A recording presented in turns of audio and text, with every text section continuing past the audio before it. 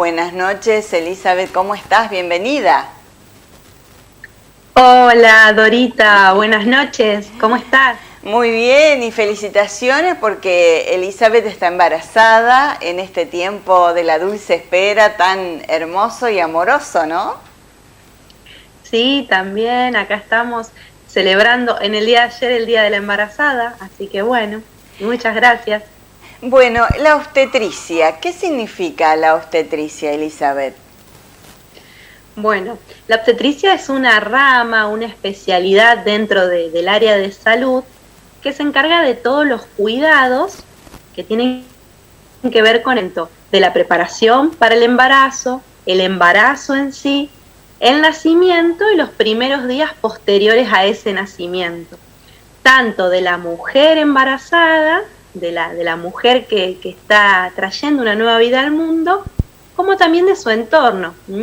Sabemos que nosotros no somos seres individuales, sino que vivimos en familia, vivimos en comunidad, en sociedad. Entonces también, digamos, la obstetricia acompaña ese proceso de la mujer embarazada con su entorno, ¿sí? Con su grupo cercano, con sus afectos, con su familia. Vos que haces medicina, bueno, familiar, pero medicina de la mujer también, haces ese acompañamiento. ¿Cómo encontrás a la mujer? Bueno, seguramente la primeriza es más miedosa o no, o ya eso ha cambiado, es un mito, el miedo. Sí, nosotros, digamos, dentro de la especialidad médica, la medicina general y familiar, también trabaja con la mujer embarazada. También me gustaría recalcar que la preparación previa, digamos, cuando una mujer decide o busca un embarazo, esa consulta o ese espacio también es muy importante. Y bueno, y en algunos casos, en algunos lugares también hay médicos generales y de familias que atienden el proceso del parto, aquí en Esperanza eso sucede, además de las otras especialidades que se encargan, como el ginecobstetra, y como también nuestras amadísimas, que yo les tengo una admiración y un respeto enorme, que son las licenciadas y los licenciados en obstetricia, también antes conocidos como parteras o como matronas. Hoy por hoy también hay parteros, varones. Y sí, el trabajo con la mujer, esto que me preguntabas vos, digamos, de la preparación, es un trabajo más que nada educacional, de acompañamiento, donde vamos trabajando algunos mitos que pueda haber en torno a este momento, algunos miedos, las ansiedades. Cuando una mujer está embarazada, trae su primer hijo al mundo, hay un montón de personas que quieren aconsejar y que quieren, digamos, instruir y por ahí gente de la misma familia, con mucho afecto, con mucho cariño, dar consejos, pero a veces la terminamos embarullando y por ahí la mujer no sabe, sobre todo con su primer hijo, no sabe muy bien para dónde, digamos, acudir o qué voz escuchar entre todas esas voces. Bueno, entonces nuestro rol es un poquito sobre eso, ¿no? Enseñar, educar, acompañar, ayudar con los miedos, con las ansiedades. Es un momento hermoso donde cambia mucho en la mujer, pero también nos preparamos para algo nuevo. Y como cualquier proceso nuevo en la vida de la persona, está cargado de incertidumbre, de preguntas, de miedos inclusive, muchas emociones que se encuentran. Entonces, bueno, nuestro trabajo pasa un poco por allí. El embarazo no es una enfermedad, el embarazo es un proceso natural o fisiológico que normalmente siempre va todo bien, entonces nuestro rol prácticamente es no intervenir sobre eso, sino acompañar. Eso creo que es el secreto, ¿no? No hacer una actividad intervencionista sobre algo que es un proceso natural, fisiológico, propio, digamos, del humano, sino poder estar ahí presente acompañando el proceso y ayudando en lo que nos necesiten, ya sea en el embarazo, en el parto, en el nacimiento o el tiempo posterior. Y en ese acompañamiento, bueno, están los controles, ¿no?, de la mujer embarazada, que son fundamentales, que como vos decías antes, está bueno el antes, ¿no? El antes de quedar embarazada la mujer, la charla, seguramente un laboratorio para saber cómo está. Se habla tanto del ácido fólico acerca para, bueno, evitar alguna enfermedad, pero también ese acompañamiento durante el embarazo y esos controles que debe hacer la mujer, que seguramente los irás viendo mes a mes. Claro. En lo que es la historia de la humanidad, el embarazo y el nacimiento no estaba institucionalizado. Se daba, digamos, en el seno de la familia, en la casa, en el hogar. Con el pasar del tiempo, con el avance de los conocimientos médicos o científicos, se ha tratado de como intervenir o pulir algunas cuestiones, entre ellas esto que vos mencionás de la consulta preconcepcional o de la consulta concepcional, que son los famosos controles de embarazo, pero el objetivo principal no debe ser justamente intervenirlo, como yo decía antes, sino poder estar viendo que no suceda, no acontezca algún problema que traiga complicaciones posteriores.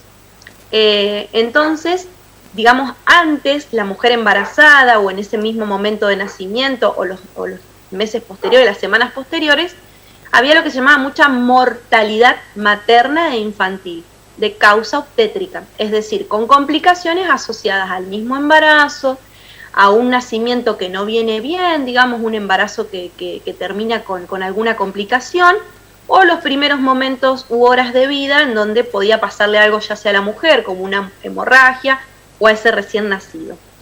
Entonces, la idea de estos espacios de controles, como yo te decía antes, que era más que nada educacional, de acompañamiento, pero también, ojo, ¿no?, encontrar a tiempo algunas complicaciones o algunas desviaciones del proceso normal que pueden, digamos, terminar mal, digamos, pueden terminar una fatalidad. O lo que también llamamos morbilidad, que, digamos, no es la fatalidad de que ocurra, digamos, un acontecimiento como el fallecimiento, la mortalidad materna del recién nacido, sino algún otro problema que no cause la muerte, pero que pueda traer alguna complicación.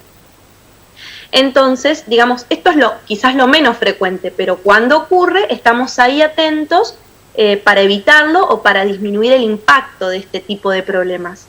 Pero bueno, también es real que como se ha institucionalizado o la ciencia médica empieza como a meterse más en esta temática, a veces terminamos pasándonos al otro extremo y que hacemos cosas de más, y eso tampoco está bueno. Nosotros en la salud pública hablamos sobre la prevención de salud, y esa prevención que hacemos cosas de más, sin ningún sentido, incrementando gastos o descubriendo problemáticas que en realidad no van a terminar mal, no va a pasar nada raro, es la prevención cuaternaria. Es cuaternaria porque justamente nos sirve, como de las cavernas.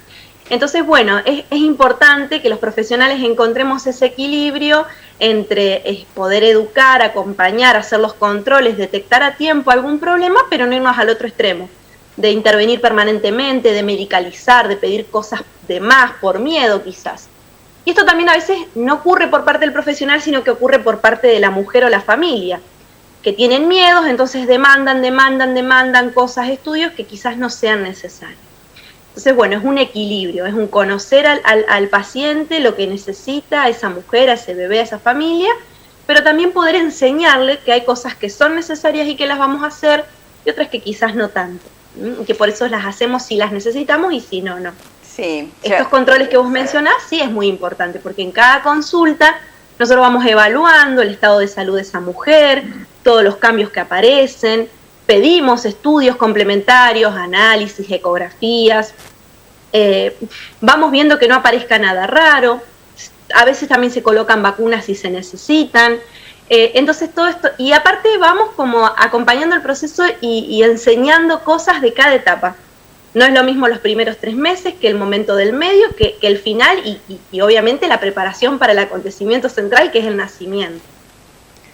Sí, Eli, mientras vos contabas, y al principio también que hablabas de las parteras, las comadres, comadronas, no sé cómo era el nombre, yo recordaba que mi mamá me contaba que mi abuela había tenido 11 hijos en su casa, con la ayuda de las amigas, de las vecinas, que venían con las toallas y con el agua caliente, y cómo ha evolucionado, ¿no? Y sin intervención, como vos bien decías, nacían y eran todos felices, y ahora es como que queremos saber y saber y saber, y encontrar ese equilibrio, bueno, seguramente la tarea es del médico, de la partera, bueno, en este caso del médico que va acompañando ese momento, y como vos decís, esos momentos que son vitales, esenciales e inolvidables de cada etapa.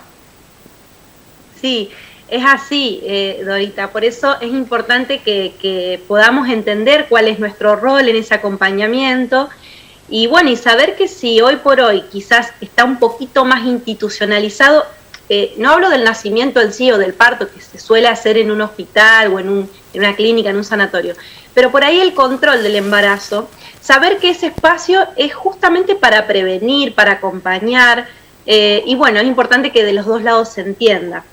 Y lo otro también que es importante saber es que nosotros tenemos una ley de parto respetado, en donde hay algunos puntos, si bien era una ley que estaba, digamos, promulgada hace mucho tiempo, no estaba reglamentada. Y de hecho, en muchos lugares de nuestro país y del mundo, que quizás también trabajan bajo este paradigma del parto respetado, todavía no se termina como de implementar.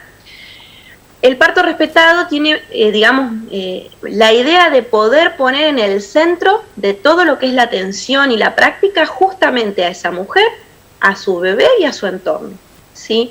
Entonces, ¿cómo podemos hacer eso? Enseñando, hablando, explicando, dando información. Porque como yo siempre te digo, la salud es del otro, la responsabilidad principal es tuya. Nosotros estamos como mediadores, como favorecedores de procesos, pero siempre la máxima responsabilidad, la toma de decisiones, el empoderamiento, la capacidad de elegir cosas que nos hacen bien, pasan por el otro. ¿Y cómo le ayudamos al otro a que tome esas buenas decisiones? Informando, con claridad, sin presionar, esperando a veces los tiempos que tiene la otra persona para comprender. Y bueno, y después hay decisiones que son más del índole médico. Si realmente pasa algo grave, esa salud que corre riesgo su vida, nosotros tenemos que actuar. Y bueno, y ahí de pronto quizás no vamos a consultar tanto, pero porque tenemos un bien mayor que respetar o por cual velar, que es la vida de ese niño, ese bebé, de esa niña, de esa mamá. Entonces, bueno, esta ley de parto respetado viene a traer como cosas nuevas y que a veces cuestan entenderlas, aplicarlas. Los mismos sistemas de atención a veces no están adaptados. Cosas muy sencillas como respetar la privacidad, a veces en una misma habitación, no digo que sea la realidad de Esperanza, pero quizás de otros lugares, que haya 3 o 4 parturientas, entonces no puede estar acompañada. Hoy por hoy, el momento del nacimiento, se saben los millones de beneficios que tiene el hecho de que esté acompañada por alguien de su confianza, un afecto, que no lo atraviese sola. Entonces, bueno, creo yo que también eso es importante rescatar, que contamos con esta ley que tiene, digamos, muchas obligaciones para los profesionales que atendemos, pero también garantiza muchos derechos para esa mujer y que hay que seguir trabajando para que de a poquito podamos ir transformando aquellos lugares en donde todavía eso no sucede.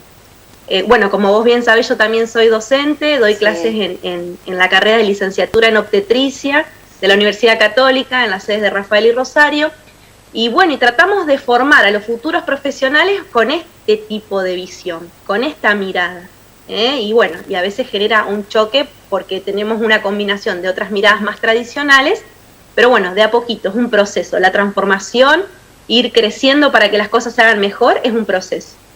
Sí, Elizabeth, es verdad eso del tema del parto respetado, y a veces en grandes ciudades el maltrato, el grito, por allí a la mujer para que puje y demás, eso se ha visto en muchos videos y demás, pero bueno, esperemos que esto mejore, ¿no? Estaba pensando también el tema del parto por vía vaginal y la cesárea, ¿cómo van esas estadísticas? Bueno, según la Organización Mundial de la Salud, en Argentina, bueno, esto es lo último que yo leí, ¿verdad? Puede haber alguna información un poco más nueva, pero de este último tiempo, todavía las cesáreas siguen teniendo una tasa, o sea, una frecuencia más alta que el parto natural. Y muchas veces los motivos de esas cesáreas no son motivos realmente justificados, digamos, son cesáreas innecesarias. Está bien, con la ley de parto respetado muchas veces la mujer elige la cesárea por miedos o por lo que sea, o porque no quiere, bueno, lo elige, porque la ley lo ampara.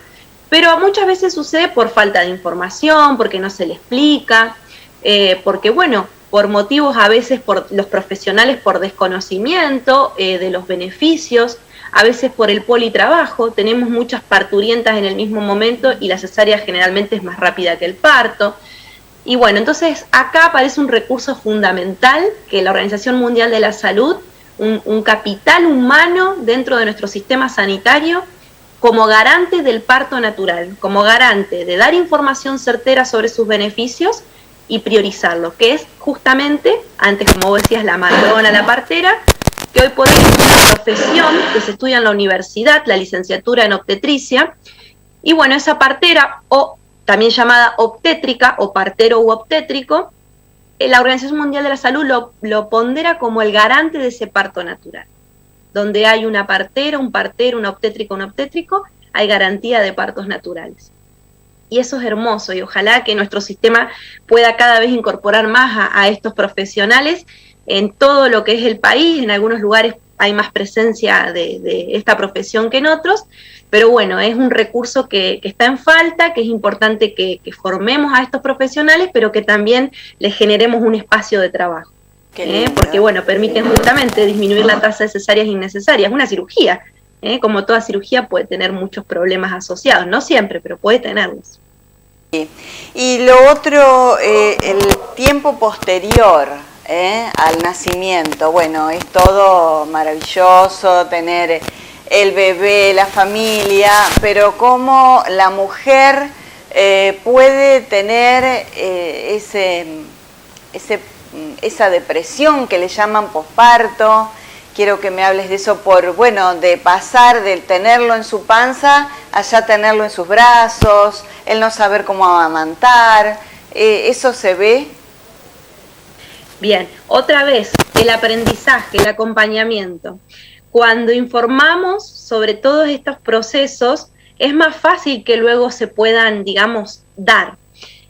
Cuando charlamos durante todos los controles de embarazo sobre la lactancia, cuando la preparamos a la mujer y también a la familia, porque esto es un aprendizaje en familia. La mamá, en ese momento cuando nació el bebé generalmente es a quien más necesita a su mamá. Entonces la mamá va a estar enfocada 100% en ese bebé, sobre todo el primer tiempito. Necesitamos que alguien cuide a la mamá también, y ese es el entorno. Normalmente es la última que se sienta a comer, o cuando se sentó a comer el bebé justo lloró y pidió la teta. Bueno, un montón de pequeñas cositas que enseñamos a la familia también a acompañar y a cuidar a esa mamá. Cuando el bebé se duerme, la mamá tiene que tratar de descansar, porque por ahí justamente quiere, cuando el bebé se durmió, aprovechar a hacer todo lo que le queda pendiente, o tareas del hogar, o tareas laborales, y a veces es muy difícil. Y hay un cambio a nivel hormonal, nuestro cuerpo sufre cambios, y también a nivel emocional, nuestro sistema inmunológico, que son las defensas, nuestro cuerpo, todo está muy atravesado por un montón de cambios en el embarazo y en el posparto. Inclusive hay algunos autores que hablan de que hasta te lleva a recuperarte, de volver a un estado de no embarazo, hasta un año posterior, o sea, hasta que el bebé cumple los 12 meses. Es mucho tiempo. Entonces, conocernos, el autoconocimiento sobre todo lo que, digamos, nos va pasando y entender por qué nos pasa lo que nos pasa y estar atentos a los síntomas o signos tempranos de este problema que por suerte no es muy frecuente, pero sí existe, que es la depresión posparto. ¿Cómo podemos detectarlo? Primero enseñándole a la familia para que esté atenta a los signos, porque a veces la mujer no se da cuenta. Piensa que está cansada, que tiene sueño, que la agotó el bebé, y a lo mejor puede ser eso como no. Entonces, entrenar a la familia para también la consulta. Y después los controles, porque nació el bebé y parece que nos olvidamos de la mamá. Entonces, solo nos enfocamos en el bebé a controlarlo, cómo crece y demás. Pero la mujer también necesita controles posteriores. El puerperio inmediato, que es la etapa posterior, apenas nace el bebé, y después lo que se llama el puerperio alejado, que son los siguientes semanas y meses. Y en todo este momento seguimos acompañando, le enseñamos. Acá hay una palabra que es importante, que muchos habrán escuchado, que es la crianza o la puericultura. Trabajamos otros aspectos que tienen que ver con ayudar a ese proceso de educar, de crianza del bebé. Hay cosas que nos sirven, que nos cuentan los familiares, las abuelas, no sé, gente cercana a la mamá y al bebé, y hay otras que en realidad no son tan útiles y hasta pueden ser perjudiciales. Entonces, otra vez, la importancia del profesional de la salud, que acá puede ser un médico, puede ser la enfermera, un pediatra, un generalista, la misma partera, un profesional de la salud que pueda acompañar ese proceso de crianza, desterrando mitos y reforzando las cosas buenas. Y la lactancia es maravillosa. La lactancia, por donde la miremos, tiene beneficios, ayuda al bebé, a la mamá, a la familia, a la economía, al medio ambiente. Por donde miremos es beneficioso, pero tampoco atosiguemos a la mamá y presionemos a garantizar la lactancia, porque a veces cuando no funciona la mamá se frustra y se siente muy mal y siente culpa. Entonces liberemos también de esta cuestión. Hagamos todo lo posible para que funcione, pero si no funciona también acompañemos eso. Así que bueno, por eso es tan importante estar cerca en todo este proceso. Muchas gracias, hermoso todo lo que nos contaste, muy dulce y seguramente porque estás en la dulce espera, porque sos docente de este área, así que bueno, te felicitamos nuevamente y te decimos muchísimas gracias por estas palabras tan hermosas. Bueno, Dorita, gracias como siempre por el espacio y ojalá que esto les sirva a otras personas también. Sí, sobre todo a las embarazadas o a las familias que están esperando un nuevo integrante.